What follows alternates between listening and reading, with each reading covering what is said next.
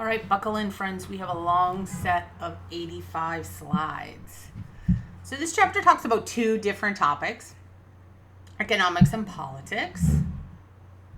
So when we talk about the economy, what do we mean? We mean an institution that organizes society's production, distribution, and consumption of goods and services. And the economy does operate in a predictable manner.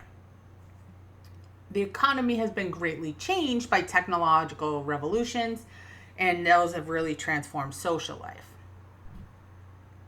So let's roll back in time to the agricultural revolution. The earliest societies were hunter-gatherers. There's no distinct economy. Once there starts to be a surplus, though, then the economy becomes a distinct social institution. How do we get to a place of having a surplus? Well, we have increases in agricultural technology. We also start to see people specialize in jobs. We see permanent settlements, and we see trade develop. The Industrial Revolution creates economic change in 5 ways. So first of all, we have new sources of energy. We start to see work be centralized in factories. We start to see manufacturing and mass production.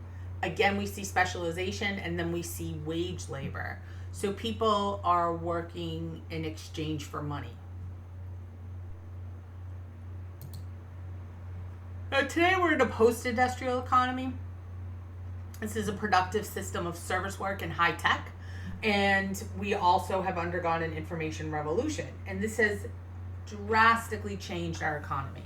So we are less driven by producing actual tangible products. Instead, we produce ideas more. We've moved from mechanical skills to literacy skills, and from factories to being able to work almost anywhere. So the economy has 3 main sectors. The primary economy is drawing raw materials from the natural environment. The secondary economy is going to take those materials and transform them into manufactured goods. And the tertiary economy involves services rather than goods. And here we can see what the size of each of these sectors of the economy look like in high income, middle income, and low income countries. Now, the global economy, right, we're increasingly a global community, and our economics and our economy depend on those of other nations. And there's 5 major consequences of this economic activity that crosses national borders. So one is that there's not just a division of labor, but that labor is divided up globally. And products now pass through many nations. So the raw goods for the product may come from one place, it may be manufactured in another, may be shipped to another place to be assembled. National governments no longer control the economic activity within their border. There's a small number of large businesses that control a vast majority of the world's wealth. And this in turn raises concerns about the rights and opportunities of workers. Now, capitalism is a type of economic system. It's one in which all those means of production and those natural resources are privately owned. So there's private ownership of property, the pursuit of personal profit, and competition and consumer choice. Now, justice in a capitalist economy is going to be based on the freedom of the marketplace, where a person can choose a job, what goods and services to buy and sell, how to invest according to our own individual self-interests. Now, socialism is an economic system in which natural resources and the means of producing goods and services are collectively owned. So there's collective ownership of property, pursuit of collective goals, and the government controls the economy. So justice here looks like no market competition to gain wealth, and the government meeting everyone's basic needs in a roughly equal manner. Now, welfare capitalism is an economic and political system that combines a mostly market-based economy with extensive social welfare programs, basically a public safety net. State capitalism is economic and political system in which companies are privately owned, but they work closely with the government. So what are the relative advantages of capitalism and socialism? First of all, in terms of economic productivity, one of the main measures of how good our economy is our GDP, our gross domestic product. That's the total value of goods and services produced within our borders every year. And economic equality talks about how resources are distributed, and that's an important measure of how well an economic system works as well. Now, in terms of personal freedom, capitalism gives you the freedom to pursue self-interest, where socialism gives you freedom from basic wants, because under socialism, your basic wants and needs are supposed to be met. Now, capitalist economies have outpaced socialist counterparts. Soviet socialism was very heavy-handed, and then when the Soviet Union fell and communism fell, market reforms start to happen, but they proceed kind of unevenly. So some countries have natural resources, and that helps them out tremendously. Other nations are struggling with rising unemployment. In just about every former socialist country, the market economy has resulted in economic growth with an increase in economic inequality. So what does work look like in our current economy? So in 1900, about 40% of U.S. workers were farmers, and in 2021, only 1.2% were in agriculture. So the family farm has been replaced. We have large corporate agribusinesses that control most of our farming. Here you can see how these patterns of work have changed, right? So we have agricultural jobs taking a sharp dip in the mid-1900s, white-collar jobs taking a big increase, right? Because that's where most of those service idea kind of jobs are going to be. And then blue-collar jobs also taking a dip. Now, one of the ways that workers have been able to gain reform in the workplace and gain better working conditions is through unions. These are organizations of workers that seek to improve wages and working conditions through various strategies. One of the biggest ones is collective bargaining, right? So if you work in a job where you're a member of a union, you pay union dues, and the union negotiates raises on your behalf. But unions have sort of declined in recent time. We don't have as big of an industrial sector, and service jobs are unlikely to be unionized. We have seen some push towards this. A handful of Starbucks locations have unionized. We've seen different service sectors try to unionize. Usually that's met with resistance. So Starbucks is not happy that some folks unionized.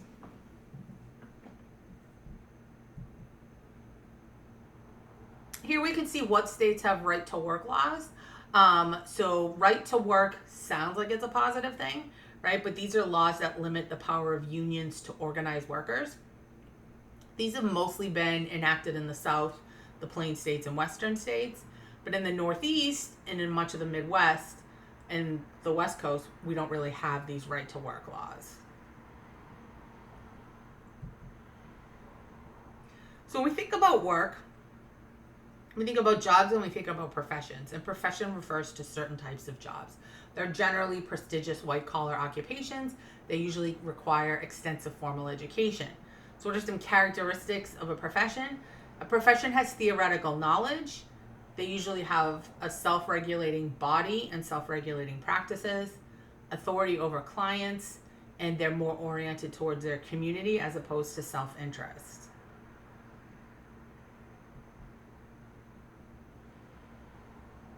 Here you can see some of the careers most commonly named as probable by first-year college students.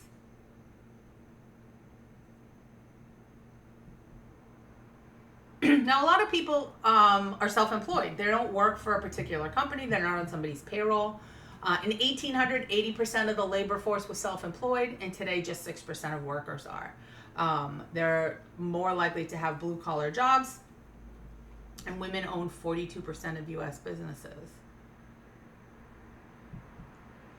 Now, another measure of how successful our economy is what does our unemployment rate look like? So as different occupations become obsolete and disappear, then jobs disappear. Businesses change their operational plans. Companies downsize, they close, right? We saw this happen during the pandemic where, once businesses had to be closed, like a lot of restaurants, a lot of small family owned daycare centers, a lot of places went under. Now, official statistics tend to understate the extent of this. And the rate of unemployment is higher amongst like some categories of people, some demographics are at higher risk to be unemployed. Along with this comes the idea of underemployment. So these are people who are employed, but they're not making a sufficient wage or they don't have enough hours. And several things have played a role in increasing underemployment. What is rising global competition? What is these weaker worker organizations, right? Unions are not as powerful. The pandemic and economic recessions. Now, corporations, a lot of times, once people kind of cut back, right? Once they've had to make do with less, they often figure out how can they continue to make do with less, right? How can they cut some of these costs? A lot of companies have also opened factories and offices abroad because it's cheaper to do so. And we have seen this revolution of people just sort of quitting and feeling like, forget this job. It's not really worth it. So the best strategy to reduce your risk of being without a job is to complete a college education. And that's just because a college degree is going to make you eligible for a whole bunch of jobs that you're not eligible for without it.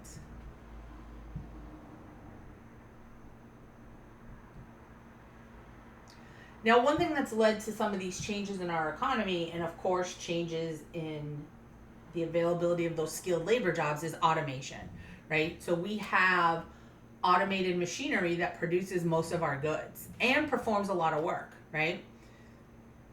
Link this with artificial intelligence and it reduces the demand for human labor, right? It puts a pressure on wages and increasing unemployment.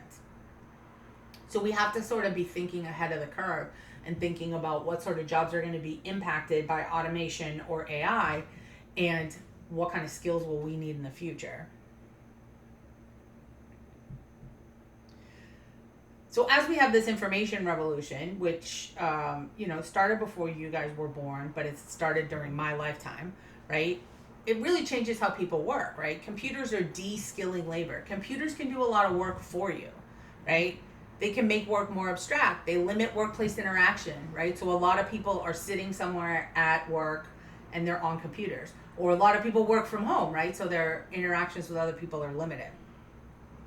It increases employers' control of workers. You guys have probably seen this on like TikTok or somewhere else on the internet where people get these, it's a mouse jiggler, so you can put your mouse on it so that your computer looks like it's busy all the time. And that's because if you're logged into software like Teams or something like that, Teams puts a little icon next to your name that either says like you're busy, you're free, or you're away from the computer. And that's based on like what kind of activity your computer is engaging in. And so employers are really then in a position where they can monitor what we're doing a lot more. And computers allow people to relocate from work. So a lot of people, right, during the pandemic, once they worked from home, they worked in other places. And once they were allowed to continue to work from home, right, if they're going on a vacation, maybe they go on a family vacation and 8 to 5, they sit in the hotel room and they do work and then they join the family for the other stuff, right? Or if they're going to the beach for the summer, right, maybe they don't actually take paid time off for this. Maybe they work. Maybe they are working from their phone or their laptop at the beach.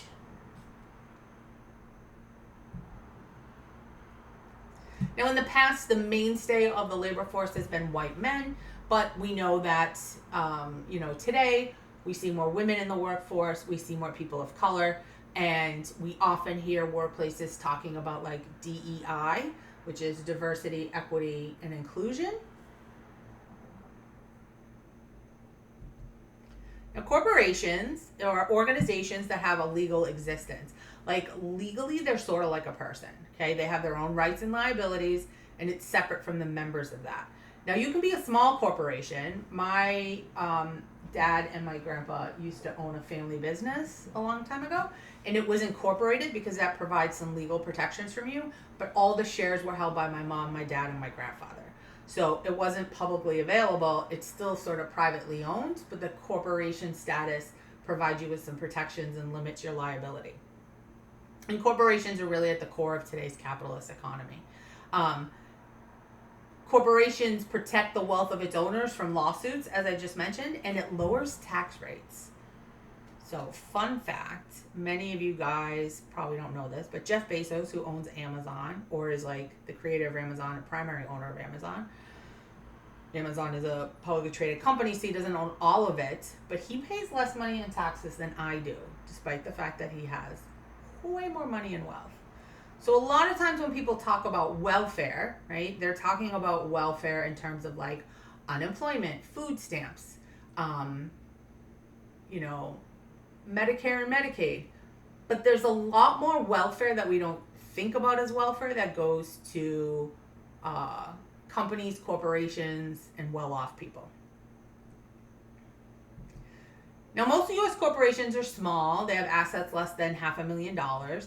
But we know a lot about our large corporations, right? So a company like Walmart had $559 billion worth of sales in 2021. Now, a conglomerate refers to a giant corporation that's composed of many smaller corporations, and they're linked together through directorates, which are networks of people who serve as directors, right? So they're on like the board of directors of many different corporations. Now, in a capitalist model, a capitalist economy, businesses operate independently. We have a few large corporations that dominate many markets.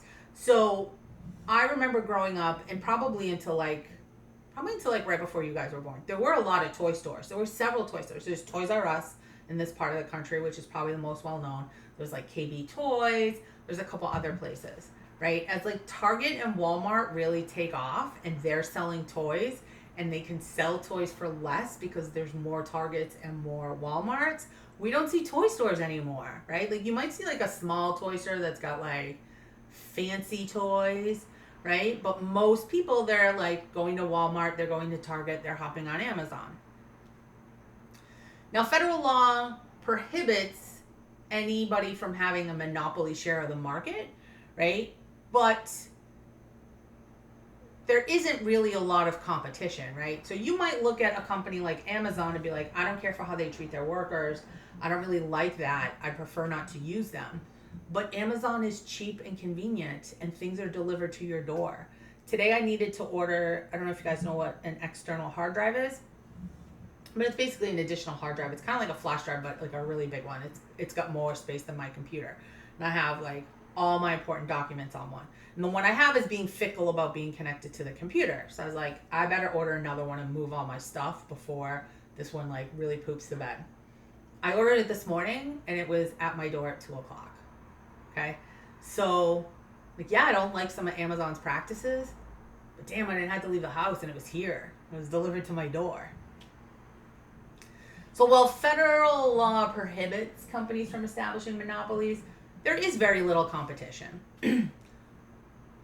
Oligopolies are legal in common since the domination of the market by a few producers.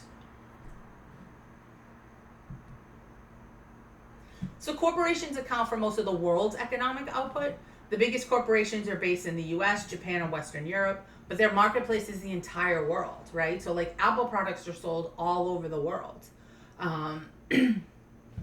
You know, looking around my house trying to find another product that's sold. I mean, all this stuff is sold all over the world. TVs, right? Low-income countries have most of the world's population, resources, and cheap labor. So looking ahead about the economy, we're going to continue this shift from industrial work to jobs that are more service-oriented. I want to remind you, by service-oriented, I don't just mean like people who are servers in a restaurant, right? Literally serving people, right? The type of job that I have as a professor is also a service job. I'm not producing, I'm producing this lecture and this PowerPoint, but I'm not manufacturing something and selling it to you, right? I have, a field of knowledge that I've gained through specialized education, coming back to this idea of a profession. And what I do is I exchange that knowledge for a paycheck here, and I exchange that with you. You exchange your money and your student loans to gain access to that knowledge, to get a degree, to get a better job. So we have to think about, does this change sort of the conventional approach we've taken to the economy? All right, now the second half of our chapter is politics. Again, guys, we're going to touch on all of these things very briefly. This is a very cursory overview. I have an entire bachelor's degree in political science, and you could get a doctorate in political science as well. And we're going to talk about it in about 50 slides. So when we talk about politics, we're talking about the social institution that distributes power, sets a society's goals, and makes their decisions. And what do we mean by power? We mean the ability to achieve a desired end despite resistance from others. And then politics are carried out by government, which is a formal organization that directs the political life of a society. So you guys may have taken some government classes in high school, and generally we refer to it as political science in college. So there's different types of authority and power. There's traditional authority. And this is power that's legitimized by respect for long-established cultural patterns. Tradition is so strong under traditional authority that people may view the rulers as almost godlike, and it may seem almost sacred. Now, as societies industrialize, this type of power declines, and we make a move towards rational legal authority. And this is power legitimized by legally enacted rules and regulations. So if you think about the type of political system we have here in the United States, right? We have a constitution, we have state constitutions, we have the Bill of Rights, we have codified laws, and that's where power comes from. Authority flows from offices in government. And then if you were looking at something that's like an aristocracy, power gets passed on through heirs. Now, there's also charismatic authority. This is power legitimized by someone's personal abilities, right? Some people are just very charismatic. They can get people to do stuff, right? Cult leaders, charismatic authority, okay? The authority here depends less on a person's ancestry and more on their personality.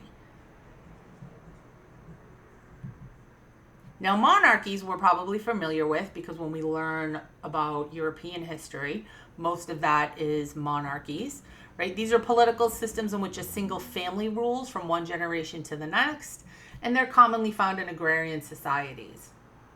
Now, Weber says monarchy is legitimized by tradition. If you think about, England, right, which has a constitutional monarchy, so they do have democratically elected leadership, but we still have a royal family, or they have a royal family. We don't have a royal family here in the U.S. And that's tradition. There's so much tradition there. If you've ever seen, Prince Harry be interviewed, I can remember hearing him talk about like greeting his grandmother and curtsying. It's kind of hard to imagine yourself having to curtsy to your nana, right? Because like your nana's your nana.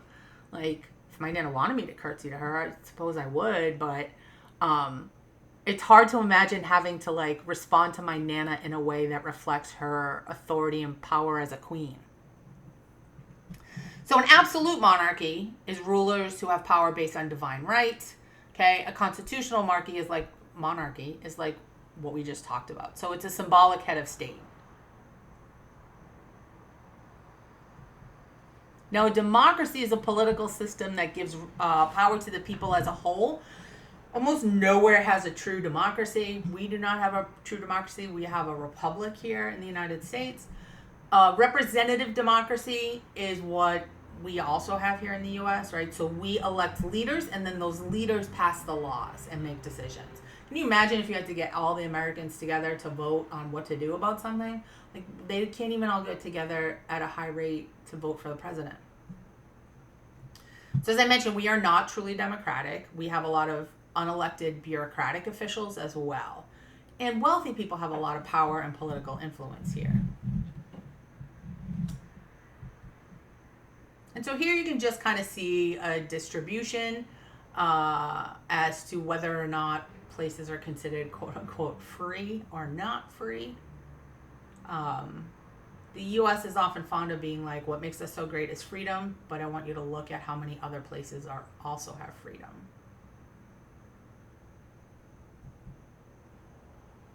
Okay, so political economy refers to that like intersection and interplay between both politics and economics, okay? Now, capitalist societies claim, yay, freedom, right? But we have a lot of inequality here. And socialist societies claim they meet everyone's needs, but there's a lot of government regulation and that can be oppressive. All right, we got two more forms of government to talk about. One is authoritarianism. This is a political system that denies people participation in the government. It's indifferent to people's needs. Okay, Russia is an authoritarian nation. Now, soft authoritarianism is like authoritarianism light. And totalitarianism is a highly centralized political system that extensively regulates people's lives. Okay, like the media is controlled. Like if you lived in North Korea, you do not have access to the same information that we have here. Okay, there's a lot of propaganda. There's a lot of propaganda here too, but like a lot of propaganda.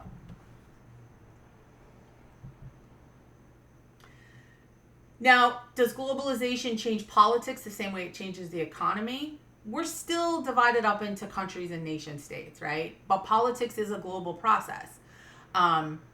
Politics is dissolving into businesses. Remember, we've got all these multinational conglomerates, right? And they're operating in different countries. The information revolution also moves politics onto the world stage, right? So like other countries are following our presidential election right now. We know about things that are happening politically in other countries. So let's talk about the US. Okay? So one big characteristic of our culture is individualism. Okay? We really believe here in individuals. Okay? As I mentioned, another concept here is the welfare state, right? Welfare is government agencies and programs that provide benefits to the population. Okay? And so how big the welfare state is a result of the size and scope of the government.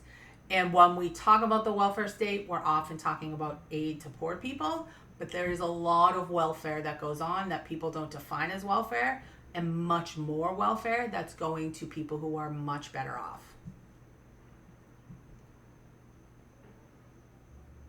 Here we can kind of see how much different countries look to the government for aid and help with things. You can see we're the lowest on this list. So here we sort of have there's technically more than two political parties, but there's two main political parties, right? And we talk about Democrats and Republicans, and then we talk about people being liberal and conservative, and those kind of roughly equate to each other. Economics issues focus on economic inequality, and social issues, right? So like one piece of politics is where do you stand on economics, and another big piece is social issues, right? How people ought to live.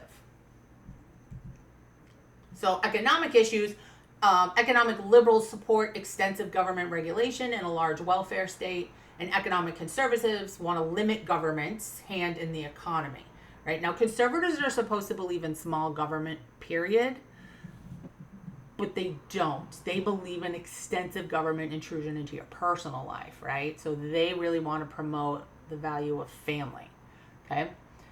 Liberals socially want equal rights and greater equity for all people.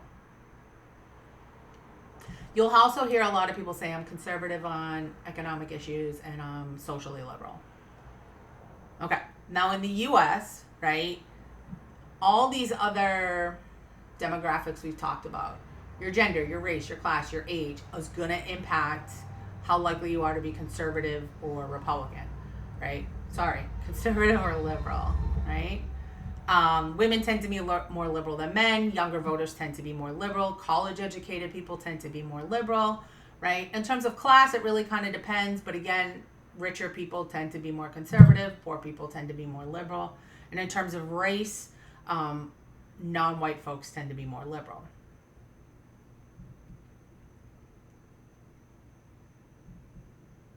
So a March 2022 Gallup poll says that 30% of the public identifies as Democrats, 28% as Republicans, and 40% as independents. So party identification is not very strong in this country. The media would have you believe that it is, that we're all sort of at each other's throats, but there's smaller groups of people who have very strong feelings on party identification. We're currently in a period of a lot of polarization. And not only do people have like whatever their specific beliefs are, but they often believe that the other side is a threat. What has led to a lot of this distrust?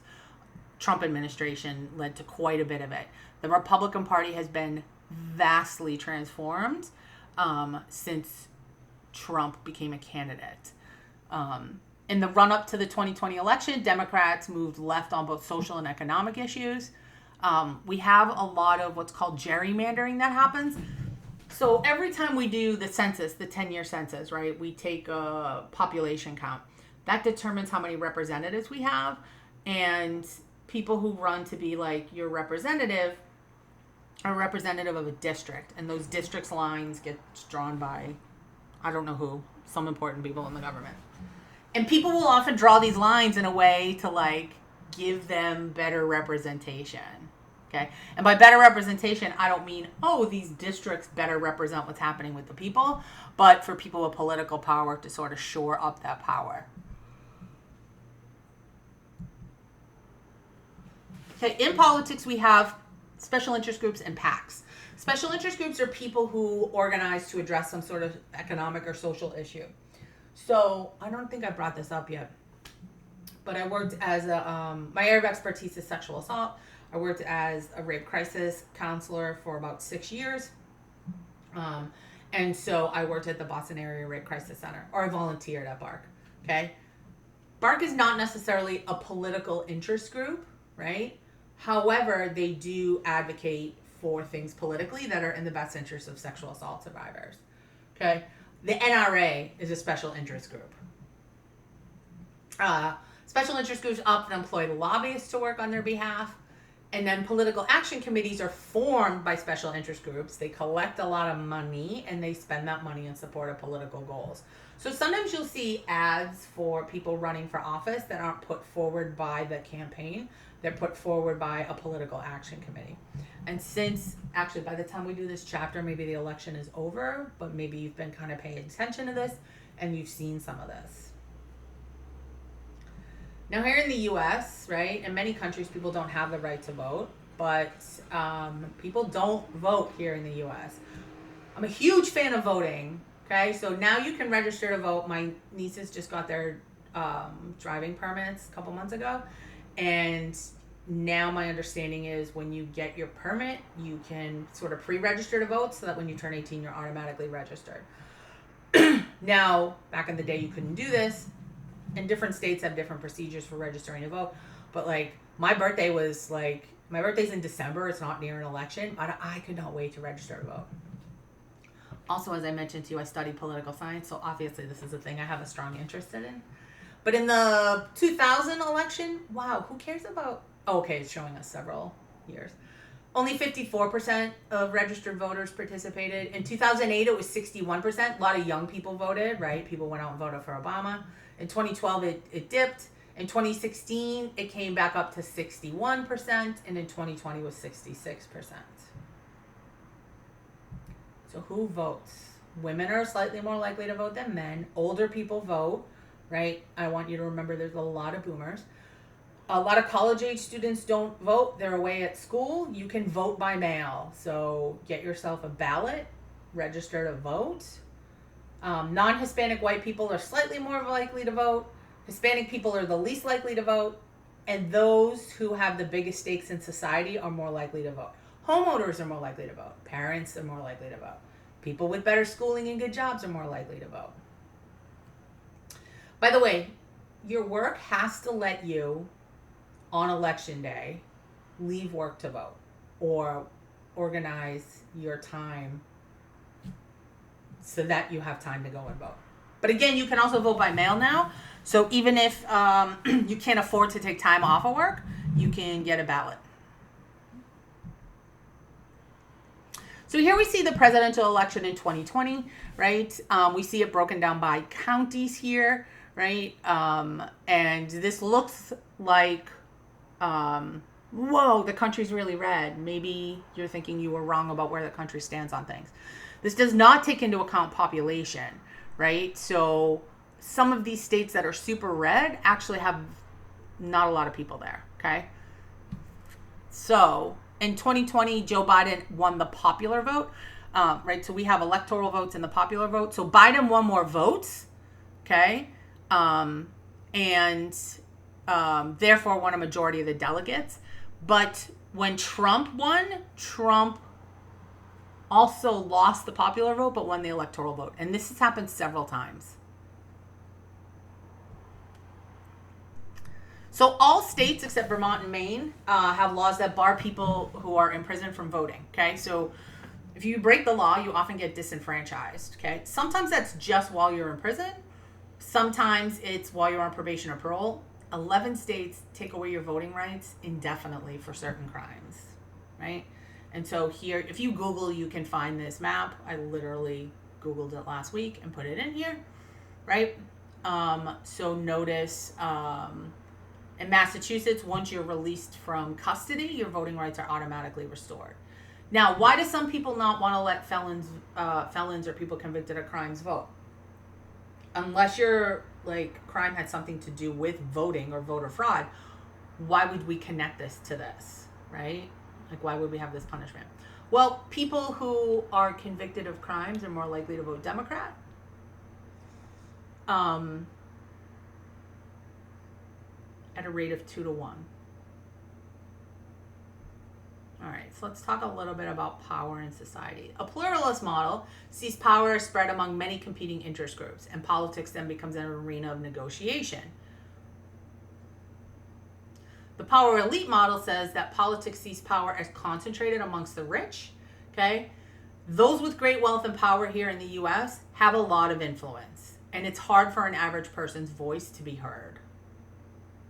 We are more of a power elite model, though we will tell you we're a pluralist model. Now, the Marxist model, right, is closely aligned with socialism. This explains politics in terms of the operation of society's economic system, right? And power elites are created by the capitalist economy, right? Remember, Marx is calling for an overthrow of capitalist economy.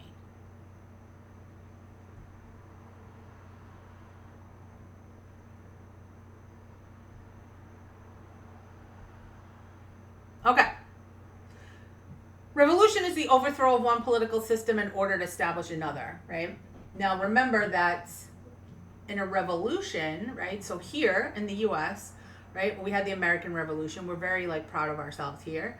But you also have to remember those people were traitors to Britain. By the way, I'm not saying they shouldn't have overthrown the government. I'm saying that if they lost, they would have all probably been executed for being traitors, okay, for trying to overthrow the government. So what do political revolutions have in common? Expectations start to rise. Government is not responsive to that.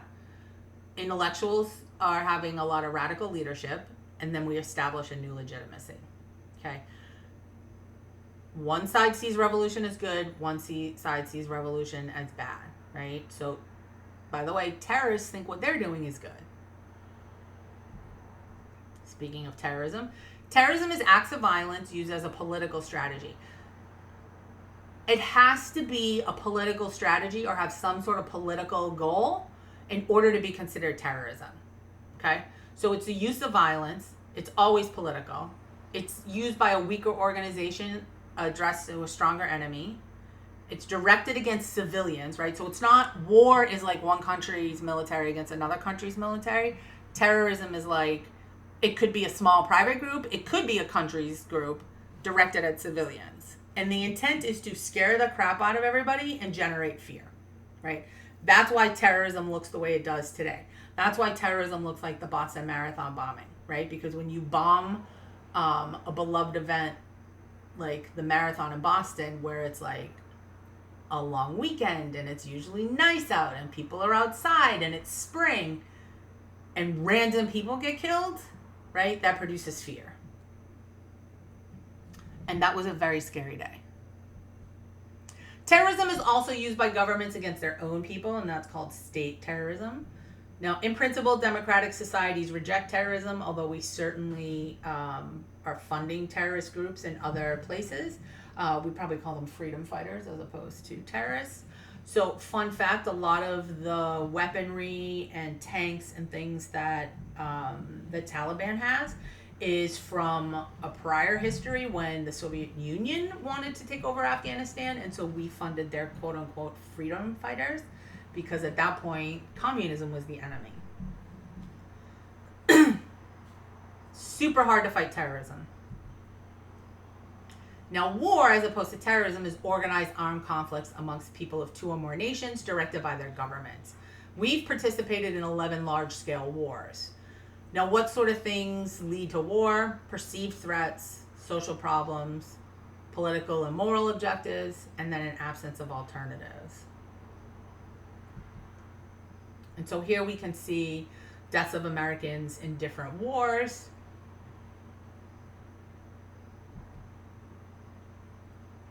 Now, in terms of military service, class plays a big role in this, right? The military has very few rich and few very poor people, right? It's a lot of working class, middle class people. This is not a dig on the military. My uncle went to West Point, his career military. Here in the Northeast, we probably don't know as many people involved in the military because we don't have a lot of military installations here. In other parts of the country, many people enlist because the military is a much bigger part of the culture in those locations. And the military does provide a lot of benefits. You can go to the military and become a linguist, and they will train you in a language. You can go and spend like a year getting paid to learn Russian, and then you work for the government listening to things and translating or maybe interrogating Russians. About 17% of military personnel are women.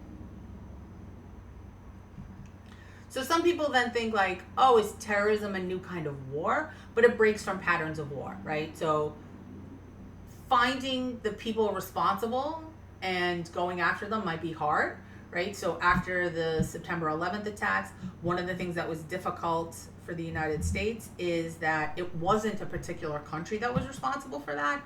Certain countries harbor and support some of these terrorists, but it's not like Afghanistan attacked us, right? The Taliban attacked us. The goals might be unclear. Sometimes we don't know what someone's trying to accomplish. And terrorism is an unconventional form of warfare. Small number of attackers, and generally the people they're attacking are actually pretty powerful. Now, response to this is often militarism, right? So we spend so much money on the military, right? If you're worried about your taxes and how much of your taxes are going to welfare, you should worry about how much of your taxes is going to the military, okay? So the defense is the largest U.S. expenditure besides Social Security. We are the only superpower in the world. There used to be two. So Russia, USSR used to be a superpower. 40% of the world's military spending is by us. We also have what's called a military-industrial complex. So there's a lot of private agencies that work closely with the government. So one of the other benefits of some jobs in the military is that when you're done with your tour of duty and your enlistment, you might be able to take those same skills and go work for a defense contractor and make significantly more money. Now, one thing that makes war scary, and during my childhood, this was like a really big scare, was nuclear weapons and nuclear war. Okay, so there was like the US and the USSR were in an arms race. We learned a lot about what's called MAD, mutually assured destruction. The idea that if both powers, both the US and Russia have nuclear weapons, then hopefully that keeps both of us in check. There are a few nations that stopped developing nuclear weapons, but nuclear proliferation refers to that acquisition of nuclear weapons technology by more and more nations. Now, mass media plays a huge role in war as well, right? So the media provides information to us. Sometimes the media tells us stuff they shouldn't. Sometimes the media skews the story, right? And depending on the country you live in, right? So here we have freedom of the press. But as I mentioned before, if you're in North Korea, the government's going to be showing you a very different story. Now, Russia's invasion of the Ukraine, which has been going on for, what, like a year or two at this point, depending on when you're listening to this lecture, maybe the first war shared in real time on social media, right? So we watched this develop. We've seen videos of people over there, right? Now, obviously, it'd be great if we could all just get along and live in peace, right? So as I mentioned, one approach to ensuring peace is mutually assured destruction. If I have nuclear weapons and you have nuclear weapons, maybe I'll be less likely to push the button because you're going to push the button too. Along with nuclear weapons comes high-tech defense strategies, right? Like, how can we defend ourselves against this? Another approach is diplomacy, right? We're always talking about reducing arms. And the US and Russia have reduced the number of nuclear weapons they have. And then obviously it'd be nice if we could just go to the root of the problem and fix that. So looking ahead, there's changes in the political system. It'll be interesting to see how this 2024 election pans out. I think more young people are probably going to be voting. There's a lot of inconsistency between democratic ideals and low voter turnout. I often hear a lot of people, moan and complain about what the government is doing, but those people are not voting. It doesn't take that long to vote. Get out and vote. Show the young people in your life the importance of voting so that they're interested in it. My youngest brother's 20 years younger than me. I took him to vote with me all the time, and he's super into politics. And I've been taking my niece with me. This last election's the first time she didn't come with me, but I've been taking her with me to vote. I usually let her fill in the ballot. She gets the I voted sticker. She puts the ballot in the machine. She's been interested in watching the last two elections. This is how we bring about change. We're starting to rethink these political models, and there is a danger of war in many parts of the world. Okay, this makes no sense because this should have been near the economy slide because we're in politics. So this should have been like politics of politics. So we're going to stop right here, guys.